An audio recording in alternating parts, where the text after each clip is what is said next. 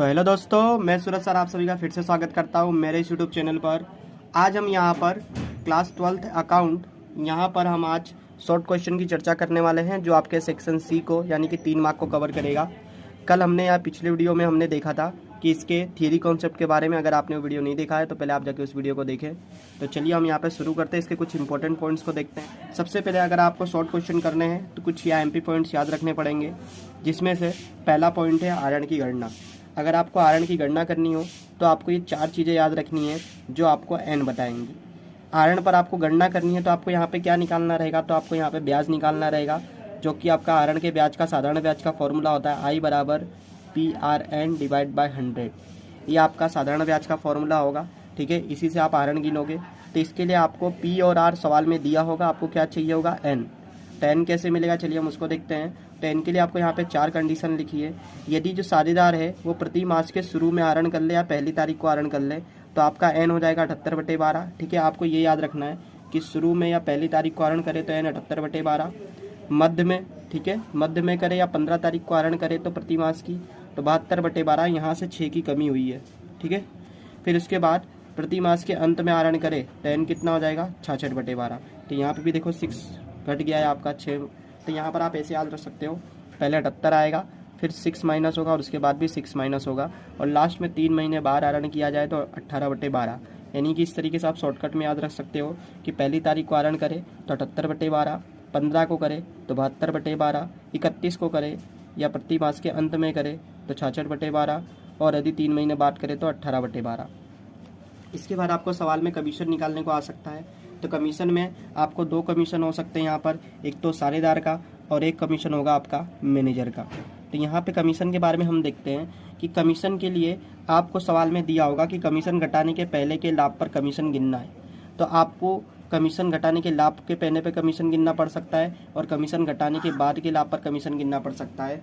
तो आपको इन दोनों के तरीकों से फॉर्मूले दिए हुए हैं। मैंने इसमें एक शॉर्ट की ट्रिक ढूंढी है जिसको आप याद रख सकते हो कि यदि कमीशन का उल्लेख प्रश्न में एक बार हो, अगर आपको ये दोनों कंडीशन नहीं याद रहती तो आप सिर्फ इतना याद रखिए कि यदि साझेदार का कमीशन निकालना है और क्वेश्चन में कमीशन का उल्लेख एक बार हो प्रश्न में तो ये वाला फॉर्मूला, पहला वाला, एक बार हो तो पहला वाला, और कमीशन का उल्लेख प्रश्न में 2 बार हो तो दूसरा वाला फॉर्मूला आपको लगाना है। तो ये आपके लिए शॉर्ट ट्रिक है, आप इसको याद रख सकते हो, ठीक है। मैनेजर का कमीशन निकालने को कहा गया हो तो कमीशन चाहे जितनी बार भी दिया हो उसमें हम हमेशा पहला ही फॉर्मूला लगाएंगे, ये इसकी प्रायोरिटी है। यानी इसमें हमेशा कमीशन का फर्स्ट वाला फॉर्मूला ही लगेगा मैनेजर में, भले कमीशन एक बार हो कि 2 बार हो। ये दोनों कंडीशन किसके लिए हैं, तो दोनों कंडीशन पार्टनर के लिए, ठीक है। नेक्स्ट हमको याद रखना है यहाँ पर कुछ टर्म्स, उसको हम देख लेते हैं कि साझेदार और साझेदारी पीढ़ी में कुछ टर्म्स होती है जो आपके 1 मार्क्स में पूछी जाती हैं और आपको आगे सवाल में भी हेल्प करेंगी। सबसे पहले हमने बात की है पूंजी की, कि साझेदार जो होता है वो पूंजी देता है किसको, साझेदारी पीढ़ी को, ठीक है। साझेदार पूंजी देगा साझेदारी पीढ़ी को, तो पूंजी उसको क्या देगी, बदले में ब्याज देगी। यहाँ पर क्या हुआ है कि साझेदार ने पूंजी दी है पीढ़ी को, तो देखो मैंने इस तरफ से एरो बनाया है, यानी पूंजी का वहन साझेदार की तरफ से पीढ़ी की तरफ हो रहा है। तो साझेदार ने पूंजी दी पीढ़ी को, ठीक है, और पीढ़ी ने बदले में क्या दिया, साझेदार को ब्याज दिया। तो देखिए ब्याज किसको मिल रहा है, साझेदार को मिल रहा है। तो साझेदार के लिए पूंजी पर ब्याज क्या है, आय है, और पीढ़ी इसको दे रही है तो पीढ़ी का तो खर्चा होगा, इसलिए पीढ़ी के लिए क्या बन जाएगा, खर्च, ठीक है। इसी तरीके से हमारा आरण है कि आरण कौन करता है, तो साझेदार करता है। आरण में क्या होता है कि साझेदारी पीढ़ी से साझेदार कुछ रकम लेता है, ठीक है। तो आरण में क्या होता है कि साझेदारी पीढ़ी से साझेदार रकम लेगा। तो देखिए पीढ़ी की तरफ से रकम आ रही है साझेदार के पास, इस तरफ का एरो है, और आरण पर ब्याज जो होगा वो कौन भरेगा, तो साझेदार भरेगा, क्योंकि इसी ने आरण की रकम ली है, लोन टाइप की ली एक टाइप की, तो इसलिए ब्याज की रकम भी कौन भरेगा, ये भरेगा, ठीक है। तो यहाँ पर क्या होगा कि आरण की ब्याज की रकम साझेदार भरेगा। तो देखिए एरो इस तरफ है, यानी आरण की ब्याज की रकम किससे मिलेगी, पीढ़ी को, ठीक है। तो इससे उल्टा कॉन्सेप्ट है कि यहाँ पर ब्याज की रकम पीढ़ी को मिलेगी तो पीढ़ी के लिए क्या हो जाएगा, आय, और ब्याज की रकम कौन भरेगा, साझेदार आरण की, इसलिए उसके लिए क्या हो जाएगा, खर्च। यहाँ पर साझेदार आरण करता है, इसलिए इसकी कैलकुलेशन जो होती है वो हमको करनी पड़ती है, जो कि हमने ऊपर अभी पॉइंट में देखा था कि किस तरीके से इसकी कैलकुलेशन में एन काम में आएगा। आई होप आपको ये समझ में आ गया होगा। नेक्स्ट हमारा कुछ इंपॉर्टेंट पॉइंट है वो आपको याद रखना है। यहाँ पे है लाभ हानि खाता, हमेशा लाभ हानि के प्रमाण में बांटेंगे। लाभ हानि जो भी आपको सवाल में दी गई है ना, उसको हमेशा आपको लाभ हानि में बांटना है, और अगर पूंजी दी गई है तो उसको हमेशा पूंजी के प्रमाण में ही बांटना है। जब आपका सवाल आएगा तो मैं आपको ये याद दिलाऊंगा। फिलहाल देरी ना करते हुए चलिए शुरू करते हैं। आपको दिख रहा होगा यहाँ पे मैंने क्वेश्चन 3 लिखा हुआ है। ठीक है। मैं चाहूँगा कि आपको स्क्रीन पे भी ये क्वेश्चन शो हो और मैं आपको बुक में भी दिखा देता हूँ। तो आपको ये स्क्रीन पे क्वेश्चन दिख रहा होगा कि हमने प्रति मास के अंत में लिखा है 66/12, वार्षिक आरण 12,000, ब्याज की दर 12% और आरण पर ब्याज निकालना है। तो चलिए एक बार हम क्वेश्चन पढ़ते हैं और इसको फिर शुरू करते हैं। तो यहाँ पर आपकी स्क्रीन के सामने मैंने क्वेश्चन नंबर 1 लाया है, जो कि लिखा हुआ है कि एक साझेदारी पीढ़ी में प्रति मास के अंत में। तो देखो क्वेश्चन बड़े ढंग से पढ़ना, ध्यान से पढ़ना, क्योंकि ये आपको बताएगा कि आपको क्वेश्चन में क्या करना है।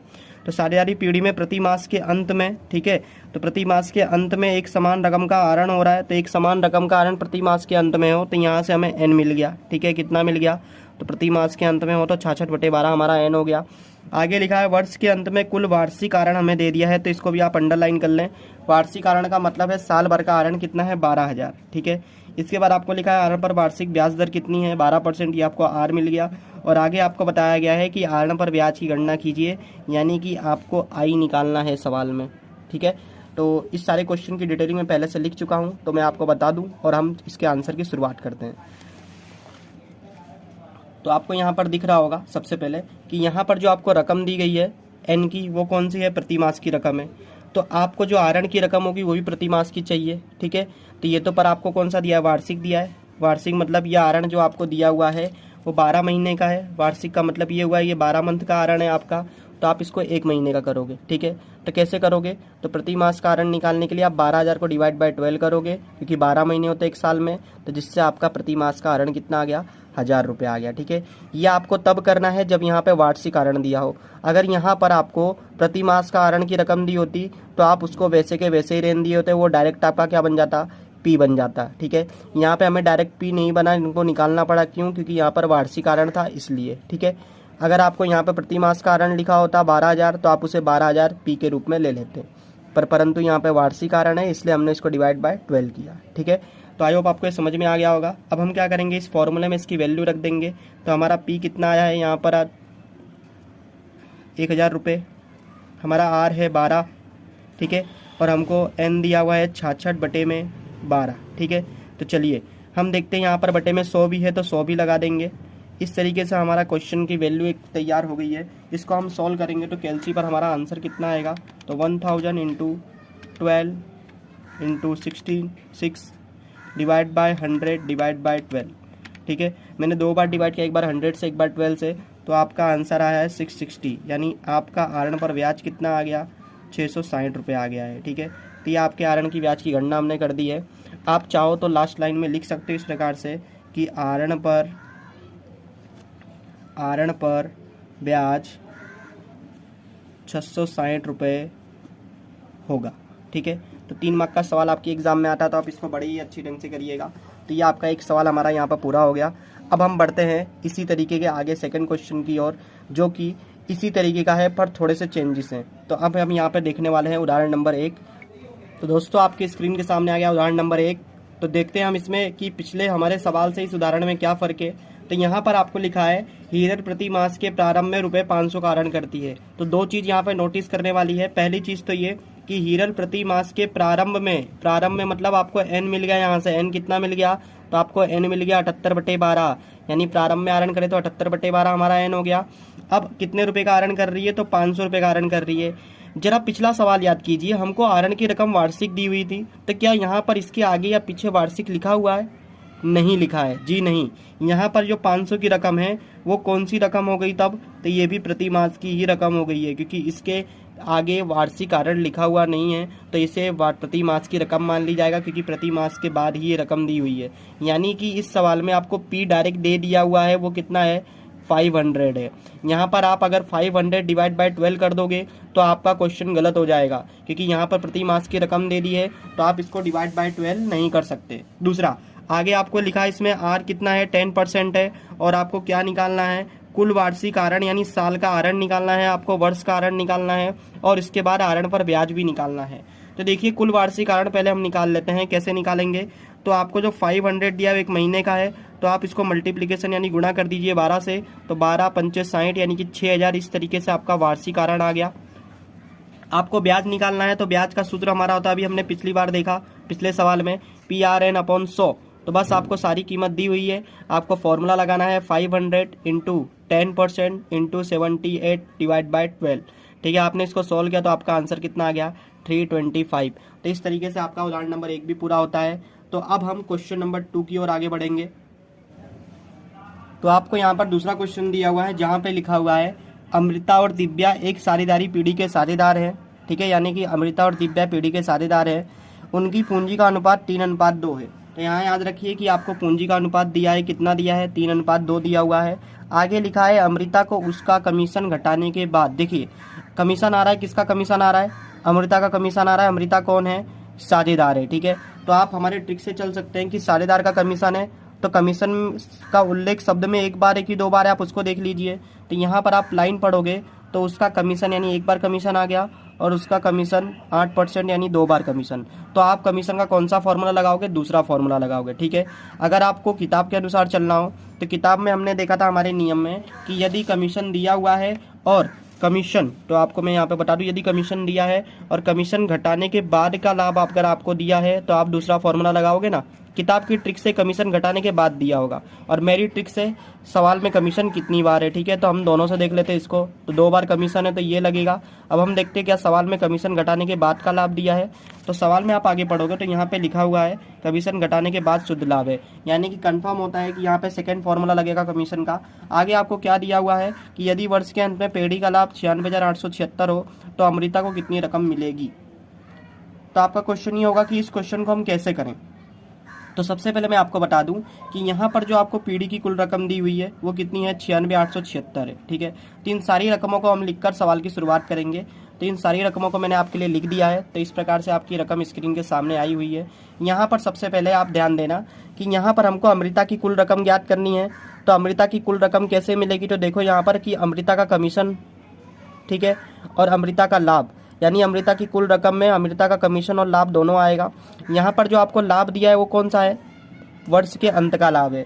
तो देखिए जो वर्ष के अंत का लाभ होता है ना, उसमें आपका कमीशन भी जुड़ा होगा और उसमें आपका लाभ भी जुड़ा होगा। अगर आपके दिमाग में ऐसा ख्याल आ रहा है कि हमको तो दोनों का रकम निकालनी है अमृता दिव्या की, तो इसको 96,876 को मैं डिवाइड कर दूँ, ठीक है, और लाभ निकाल लूँ, तो आपका क्वेश्चन, आपका जो थिंकिंग है वो गलत है। क्यों, क्योंकि 96,876 में कमीशन और लाभ दोनों जुड़ा हुआ है। तो इस सवाल को हम 3 स्टेप में करेंगे। सबसे पहला स्टेप जो मेरा होगा, मैं क्या करूँगा, सबसे पहले स्टेप में मैं अमृता का कमीशन निकालूंगा। ठीक है, सबसे पहले स्टेप में मैं अमृता का कमीशन निकालूंगा। मेरा जो दूसरा स्टेप होगा उसमें मैं क्या करूँगा, तो मेरे दूसरे स्टेप में मैं जो कमीशन की रकम है हमारी उसको घटाऊंगा, किस में से, लाभ में से, क्योंकि इसके अंदर कमीशन जुड़ा हुआ है, तब तक मैं इस लाभ की रकम को बांट नहीं सकता। ठीक है, आपको शायद अभी ज़्यादा नहीं समझ में आ रहा हो, जैसे मैं सवाल करूँ तब समझ में आएगा। तो मैं सवाल की शुरुआत करता हूँ इसको सॉल्व करने की। तो सबसे पहले आप ये ध्यान रखिए कि सवाल में आपको कमीशन दिया गया 8%, तो आप कमीशन निकाल दीजिए। तो अमृता का कमीशन, पहला फॉर्मूला लगेगा कि दूसरा, तो कॉन्सेप्ट को अभी हमने समझा, दूसरा फॉर्मूला लगेगा। तो यहाँ पे फॉर्मूला क्या है हमारा, शुद्ध लाभ गुणे कमीशन की दर या कमीशन परसेंटेज में बट्टे में 100 प्लस कमीशन की दर। ठीक है, किसी को ऐसा पता चले कि 2 बार कमीशन आ रहा है तो 2 बार कमीशन कहाँ उपयोग हो रहा है, तो देखिए एक बार हमने गुणे में उपयोग कर लिया और एक बार हमने प्लस में कर लिया। ठीक है, तो अब हम रकम लिखते हैं। तो रकम आएगी 96,876 गुणे, यहाँ पर हमारा कमीशन की दर कितनी है 8% डिवाइड बाय 100 प्लस 8, यानी आप इसको सॉल्व करेंगे तो कैलसी पे हम करते हैं यहाँ पर 96, ठीक है, आपको दिखना चाहिए। तो 96,876 गुणे 8 डिवाइड बाय 108, क्योंकि 100 और 8 जुड़ेगा तो 108 हो जाएगा। तो आपका आंसर आया 7176। ठीक है, तो यहाँ पर आप लिख दीजिए 7176। ये आपका आंसर आ गया किसका, अमृता के कमीशन का। आपको अमृता की कुल रकम ज्ञात करनी है जिसमें से कमीशन आ चुका है। अब आप अमृता का लाभ निकालेंगे। तो ध्यान दीजिए ये जो आपका लाभ है इसमें कमीशन जुड़ा है, तो अगर आपको लाभ बांटना है दोनों के बीच, तो दोनों के बीच लाभ बांटने से पहले आपको सेकंड स्टेप में इसमें से लाभ घटाना पड़ेगा। ठीक है, तो आप क्या करोगे, यहाँ पर वितरण पात्र लाभ ज्ञात करोगे। ठीक है, कितना लाभ बांटा जा सकता है वो ज्ञात करोगे। कैसे मिलेगा, तो आपको क्या करना है, जो भी आपका कुल लाभ है पीढ़ी का उसमें से आपका कमीशन घटा देना है। ठीक है, ये मैं क्यों कर रहा हूँ आपको मैं समझा देता हूँ कि ये जो हमको कमीशन दिया हुआ है वो किसका कमीशन है, अमृता का है। अगर मैं वो कमीशन, ठीक है, बांट दूं, मैं कमीशन घटाऊं नहीं और ये रकम को बांट दूं, तो अमृता का कमीशन भी किसको मिल जाएगा? दिव्या को, जो कि आपका सवाल गलत कर देगा। ठीक है, इसलिए हमको पहले कमीशन निकालना है अमृता का, उसको यहाँ से माइनस करना है, तो आपको बांटने योग्य लाभ मिलेगा। ठीक है, तो अगर मैं 96,876 में से इसको माइनस करूँ हमारे लाभ को 7176 को, तो हमारा आएगा यहाँ पर 89,700। ठीक है, तो ये हमारा क्या आ गया? बांटने योग्य लाभ आ गया। इसको हम बांटेंगे। ठीक है, इसको हम बांटेंगे किस प्रमाण में? तो चलिए आप बताइए हमारा क्या आया है लाभ, तो इसको हम बांट देंगे ना, तो आपका आंसर होगा कि हाँ बांट देंगे। तो मैं पूछूंगा किस प्रमाण में, तो आप बोलोगे ऊपर दिया तो है 3:2 में, तो आप बिल्कुल ही सही राह पे जा रहे हैं। क्या बोला तूने? क्योंकि आप यहाँ पर गलती करने जा रहे हैं, क्योंकि यहाँ पर ये लाभ दिया हुआ है, आपको यही ध्यान रखना है कि ये लाभ है। मैंने बताया था कि जब सवाल आएगा तब मैं आपको बताऊंगा, हमारा यहाँ पर ये वाला कॉन्सेप्ट काम में आएगा। ठीक है, कि लाभ हानि हमेशा लाभ हानि के प्रमाण में बटेगी, तो ये हमको लाभ दिया हुआ है तो ये हमेशा लाभ के प्रमाण में बटेगा। पर यहाँ पर तो लाभ का प्रमाण क्वेश्चन में है ही नहीं, यहाँ पर तो कौन सा प्रमाण दिया हुआ है? पूंजी का प्रमाण। तो क्या हम इसमें बांटेंगे? तो आपका जवाब होगा वेरी गुड। तो आपको यही याद रखना है कि यहाँ पर आपको लाभ हानि के प्रमाण में ये बांटना है, और आपको अगर लाभ हानि नहीं दी है तो आप किस प्रमाण में बांट दोगे? तो समान प्रमाण में। ठीक है, तो इसमें आपको क्या करना है कि जो भी आपको लाभ दिया है, तो हमारा लाभ बच रहा है 89,700, इसको आपको इक्वल बांट देना है दोनों में। यानी अमृता में कितनी रकम आएगी? तो अमृता में 89,700 इंटू 1/2, और दिव्या में कितनी रकम आएगी? तो 89,700 इंटू 1/2। ठीक है, तो इसमें आप रकम डिवाइड करोगे तो आपके हर एक अकाउंट में कितनी रकम आ जाएगी? 44,850। ठीक है, और यहाँ पे कितनी रकम आएगी? 44,850। ठीक है, तो ये आपकी रकम आ गई किसकी? लाभ की। आपको अभी आंसर कंप्लीट नहीं है, आपका आंसर में आपको अमृता की कुल रकम ज्ञात करनी है। तो अमृता की कुल रकम में अमृता का कमीशन प्लस अमृता की लाभ की रकम आएगी। ठीक है, तो अमृता का कमीशन कितना है? 7176, और अमृता का लाभ कितना है? तो 44,850। तो टोटल प्रॉफिट कितना आ गया? तो टोटल प्रॉफिट जो आपका होगा वो आपका आया है 52,026। तो इस प्रकार से अमृता की कुल रकम हमको मिल गई, और ये आपका फाइनल आंसर हुआ। आई होप आपको ये समझ में आ गया होगा। इसके जैसा हम एक उदाहरण और देख रहे थे जिससे आपका ये चीज़ क्लियर हो जाए। तो चलिए दोस्तों, अब उदाहरण नंबर 2 देखने जा रहे हैं।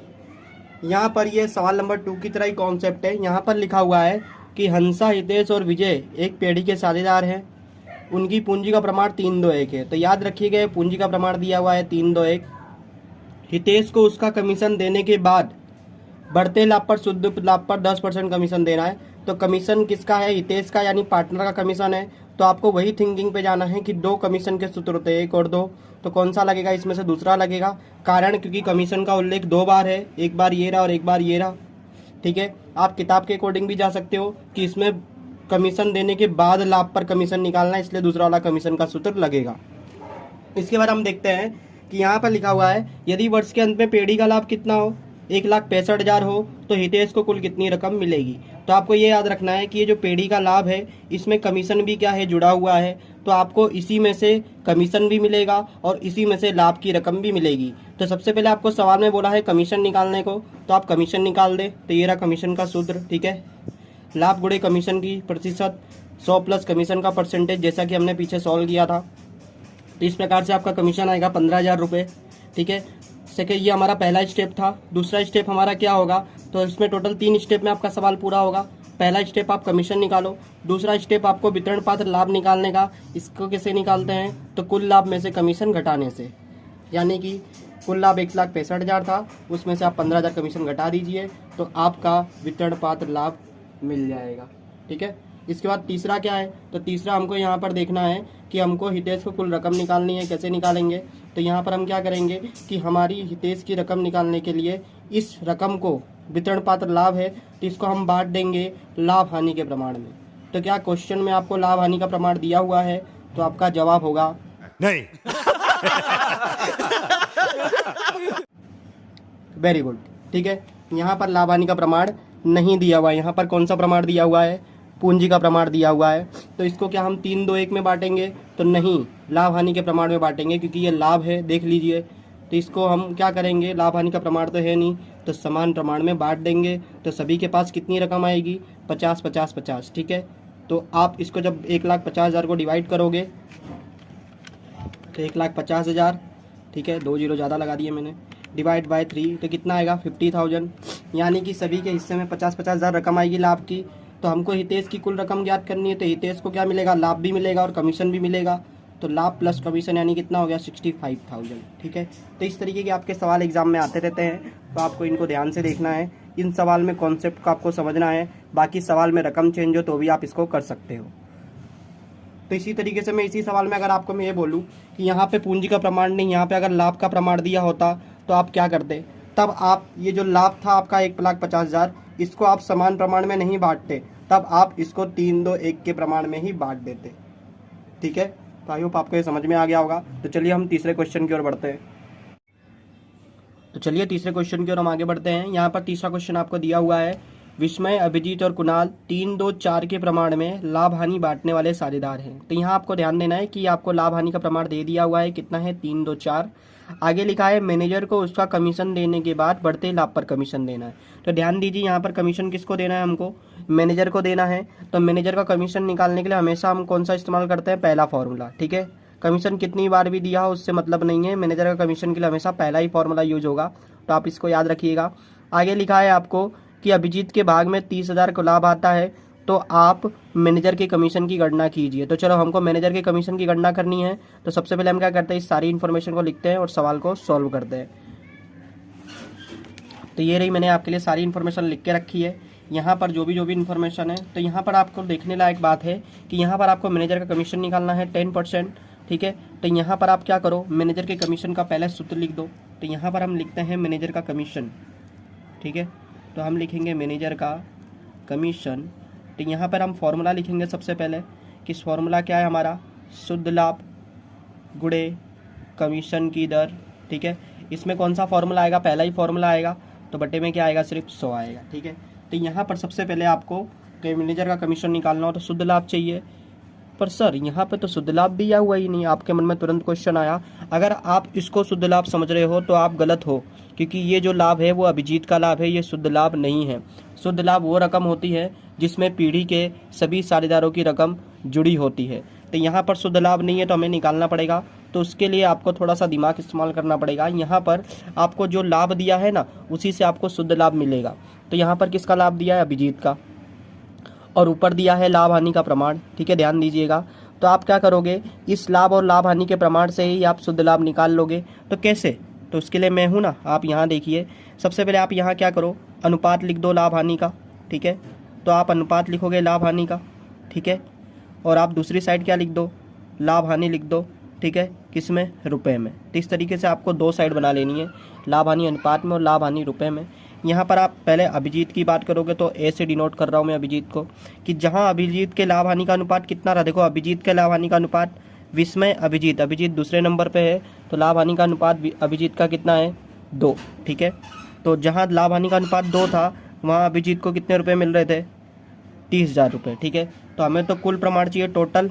ठीक है, टोटल मतलब शुद्ध लाभ हमें कैसे मिलेगा, टोटल पीढ़ी के प्रमाण से। तो इसका टोटल कर दीजिए, कितना है, 3, 2, 4, तो ये आपका आ जाएगा 9। ठीक है, तो आपको निकालना है कि पीढ़ी का लाभ निकालना है, पूरा शुद्ध लाभ। तो पूरी पीढ़ी का टोटल लगा दिया आपने, तो पीढ़ी का टोटल कितना होगा, ये क्रॉस गुणा की तरह आपका थोड़ा हो गया है। आप क्या करोगे, इसमें 30,000 गुणे 9 डिवाइड बाई 2 करोगे, तो आपको शुद्ध लाभ पूरा मिल जाएगा।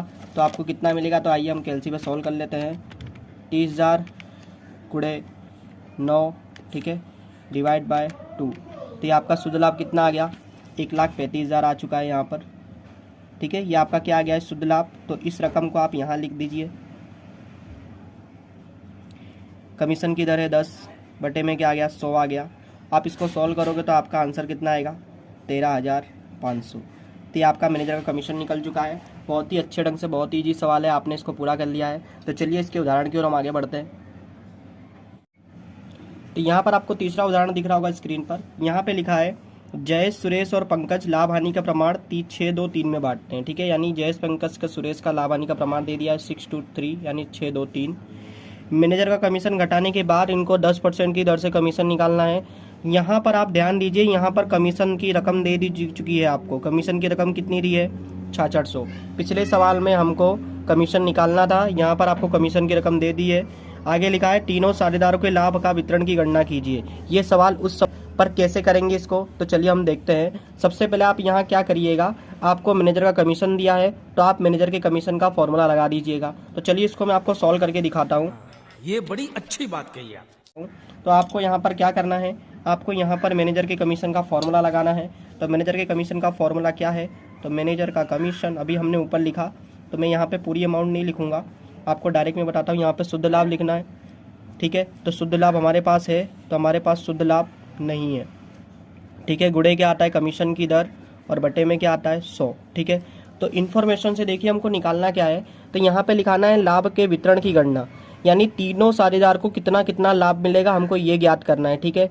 तो सबसे पहले हमारे पास अगर कुल लाभ हो, आप देखो अगर हमारे पास कुल लाभ हो तो उसको मैं 6 2 3 में बांट दूँ तो हर एक का लाभ मिल जाएगा।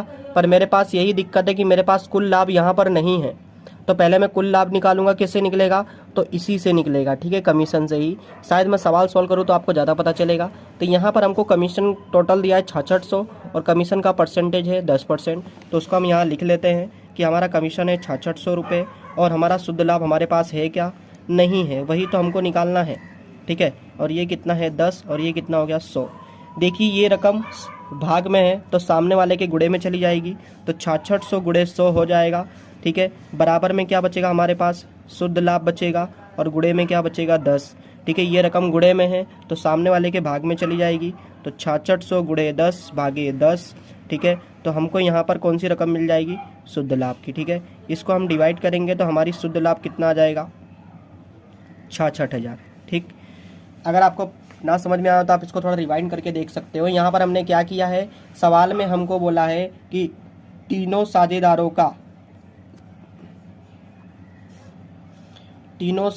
का वितरण वाला लाभ ज्ञात करना है हमको, ठीक है। इसका मतलब तीनों साझेदार को कितना कितना रकम मिलेगा बांटने के बाद वो निकालना है। तो उसके लिए पहले हमारे पास टोटल प्रॉफिट, ठीक है, जिसको अपने हिंदी में बोलते हैं शुद्ध लाभ, टोटल कुल लाभ हो तो कुल लाभ तो होना चाहिए, कुल शुद्ध लाभ होना चाहिए, हमारे पास है नहीं। तो यहाँ पर हम क्या करेंगे, यहाँ से निकाल लिया हमने, कितना आ गया 66,000, किसकी सहायता से, ठीक है। तो आई होप आपको पता चल गया कि 66,000 कैसे आया हुआ है। अब हम क्या करेंगे, इस 66,000 को तीनों का लाभ निकालना है, किस किस का निकालना है, तो यहाँ पे जयेश थे, सुरेश था और पंकज था। तो हम क्या करेंगे, तीनों का लाभ हानि निकालेंगे, कैसे, तो पहला हम निकालेंगे 66,000 गुणे, कैसे निकालेंगे, तो देखो सवाल में दिया हुआ है इनके लाभ हानि का प्रमाण कितना है 6 2 3, तो इसी में हम लिखेंगे इसको कि इनके लाभ हानि का प्रमाण है 6 2 3। तो इसमें हम इसको डिवाइड करेंगे तो 66,000 इंटू 6, ठीक है। जयेश का प्रमाण कितना है 6, कितने में से, तो 6 2 और 3, टोटल कितना हो जाएगा ये, तो 6 3 9 और 2 11, ठीक है। तो डिवाइड बाई 11, इसका कैसे निकालेंगे, तो 66,000 गुणे इसका प्रमाण कितना है, इसका प्रमाण है 2 डिवाइड बाई 11, इसका प्रमाण कितना आएगा, तो 66,000 गुणे 3 डिवाइड बाई 11, ठीक है। तो इस तरीके से आप इसकी गणना करोगे तो आपका आंसर आएगा यहाँ पर, जो कि आपको बुक में दिया हुआ है, कितना दिया हुआ है 36,000, 12,000 और 18,000। तो इस प्रकार से आपका ये आंसर आ गया। सवाल से आपका थोड़ा सा अलग है सवाल, आप कॉन्सेप्ट वाइज जाइए, ठीक है, तो आपको सारे सवाल समझ में आ जाएंगे। तो चलिए अब हम चौथे सवाल की शुरुआत करते हैं। तो हेलो गाइस, ये रहा चौथा सवाल, आपकी स्क्रीन पे दिख रहा होगा आपको। यहाँ पे लिखा है राजकुमार, कौशिक और शर्मा लाभ हानि का वितरण का प्रमाण 15 10 9 रखते हैं। यानी कि राजकुमार, कौशिक और शर्मा का लाभ हानि का प्रमाण कितना है, 15 10 9 है। यदि वर्ष के अंत में पीढ़ी का कुल लाभ कितना हो 68,000, यानी कि टोटल लाभ 68,000 है, जिसमें राजकुमार, कौशिक और शर्मा तीनों का हिस्सा है, ठीक है। आगे बोलता है कि प्रत्येक साझेदार को मिलने वाली रकम या लाभ की रकम ज्ञात कीजिए। तो यानी यहाँ पर देखो हमको कुल लाभ दिया हुआ है और कुल लाभ का प्रमाण दिया हुआ है और प्रत्येक की रकम ज्ञात करनी है। तो हम क्या करेंगे, हर एक के प्रमाण से हर एक को गुणा करके और टोटल प्रमाण से भाग दे देंगे। यानी कि जैसा कि अभी हमने पिछले सवाल में किया था, आपको पता होगा, यहाँ पे हमने पिछले सवाल में क्या किया था कि हमने 66,000 रकम ज्ञात की थी और इसको 6 2 3 के प्रमाण में डिवाइड कर दिया था। तो सेम टू सेम हम यहाँ पे यही करेंगे। यहाँ पे प्रमाण आपका चेंज हुआ और लाभ की रकम चेंज है। तो यहाँ पर आपको जो प्रमाण दिया हुआ है वो है 15 10 और 9 और आपके लाभ की रकम है 68,000। तो सबसे पहले अगर हम राजकुमार के प्राप्त लाभ की रकम ज्ञात करें तो राजकुमार का लाभ कैसे मिलेगा, तो राजकुमार का लाभ बराबर टोटल लाभ मतलब 68,000 गुणे 15 यानी कि राजकुमार का हिस्सा और डिवाइड बाय टोटल अनुपात कितना है 15 10 और 9। तो 15 10 25 25 और आप 9 प्लस करोगे तो 15 10 25 होगा और उसमें 9 प्लस करोगे तो आपका आएगा 34, ठीक है। उसी प्रकार से आपको कौशिक का प्रमाण निकालना है। तो कौशिक का लाभ कैसे मिलेगा? तो कौशिक का लाभ कौशिक के हिस्से से मिलेगा, जैसे कि 10 गुणा कर दीजिए और डिवाइड बाय तो कुल ही प्रमाण होगा। और वैसे ही आपको किसका लाभ मिल जाएगा यहाँ पर? तो वैसे ही आपको शर्मा का लाभ मिल जाएगा, ठीक है। तो यहाँ पर कैसे मिलेगा शर्मा जी का लाभ? तो 68,000 गुणे 9 डिवाइड बाय 34। तो चलिए तीनों की रकम हम ज्ञात कर लेते हैं। तो सबसे पहले हम यहाँ पर 68,000 गुणे 15 डिवाइड बाय 34 करेंगे, तो इसकी रकम आएगी 30,000, ठीक है। दूसरे के लिए 68,000 गुणे 10 डिवाइड बाय 34 करेंगे, तो आपकी रकम आएगी 20,000, ठीक है। और तीसरे के लिए 68,000 गुणे 9 डिवाइड बाय 34 करेंगे, तो रकम आएगी 18,000, ठीक है।